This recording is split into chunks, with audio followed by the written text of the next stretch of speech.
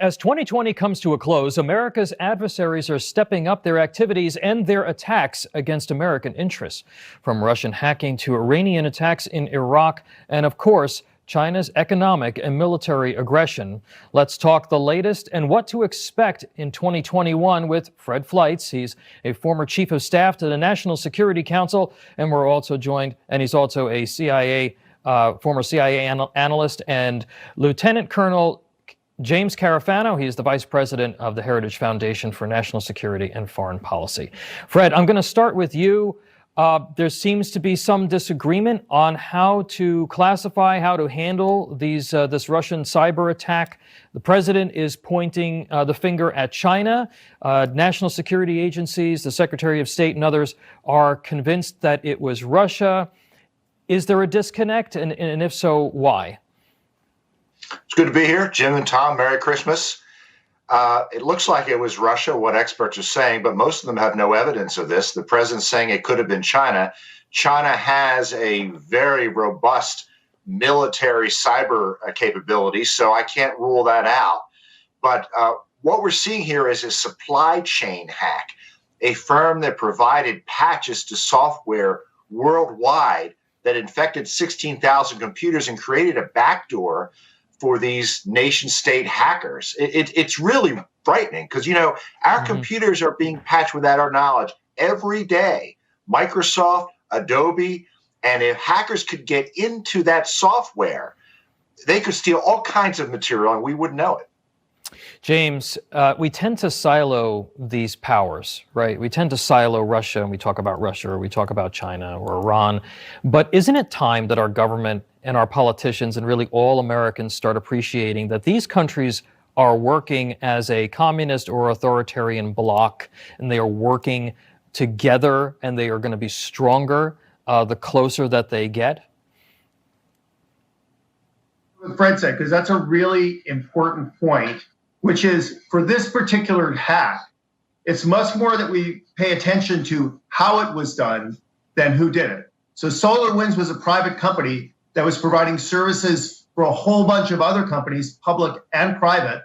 And what the hackers did is they got into SolarWinds and they used that as a pathway into all these different other companies. That's a new attack vector that we haven't seen before. And now it's one that we're going to have to be careful of, regardless of who the source is, because other people will imitate that if we don't close that door. And as you point out, this is the nature of modern threats. The reality is there are a number of actors in the world, North Korea, China, Iran, Russia, who only see their place in the world protected or advanced by diminishing the United States. And we have to take them all seriously. We can't pick and choose which enemy we want to take care of. We have to pay attention to all of them. Sometimes they collaborate. Sometimes they also compete with each other. So we have to be smart about how we're doing this and doing things that are hurting them and protecting us. That has to be our strategy going forward. Fred, are we a little behind the eight ball here? It does seem that this hack is probably the most ambitious that we've ever seen, and we know that this has been a threat. It's certainly been a concern, but are we putting enough resources towards cyber warfare and cyber espionage and countering that? This is really a crucial question. We're spending billions of dollars to defend against cyber hacks from multiple intelligence agencies, the ODNI, CIA, DHS, thousands of employees. What were they doing? How did this go on? And you know, the hack broke into government computers and the US government didn't detect it. A private company that was broken into detected it. This really shows gross incompetence by the United States government, by the U.S. intelligence community. This was a major intelligence failure, and heads should roll for this. There has to be major changes. Fred, the anniversary of the killing of Iranian General Qasem Soleimani is just a couple of weeks away. Iran is believed to be responsible for firing missiles at the U.S. Embassy in Baghdad. Certainly wouldn't surprise anybody that would be the case. Do you think that we're going to see a higher profile attack around the time of that anniversary? I think it's possible, and I believe the Iranians believe that they can use acts of violence to force President Trump's hand to completely withdraw from Iran before the end of its term. He's not going to do that. He has drawn down our forces in Iran.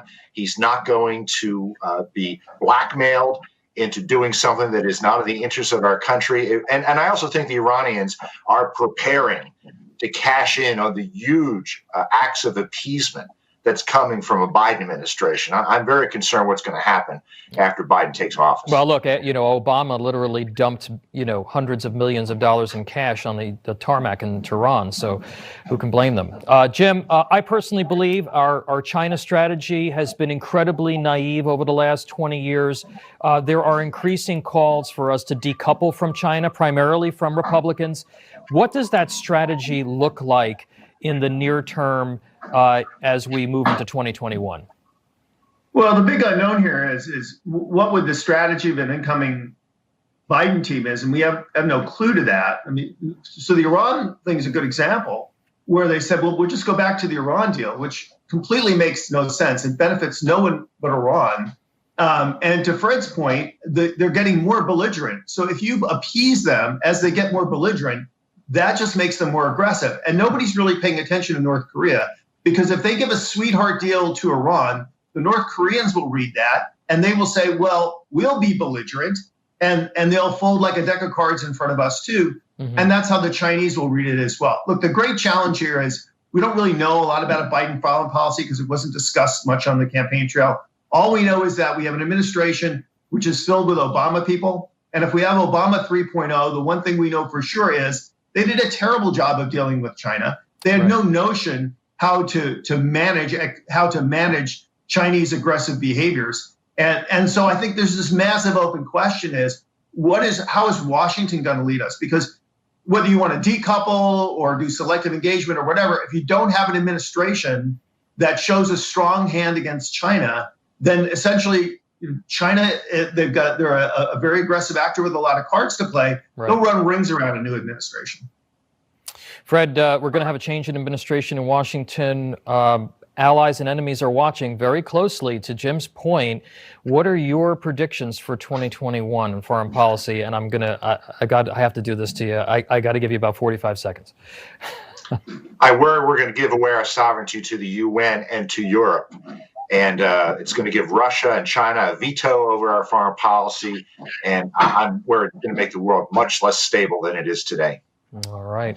Fred Fleitz and Jim Carafano, Merry Christmas to you and Happy New Year. Appreciate your insight. Good to be here. Thank you.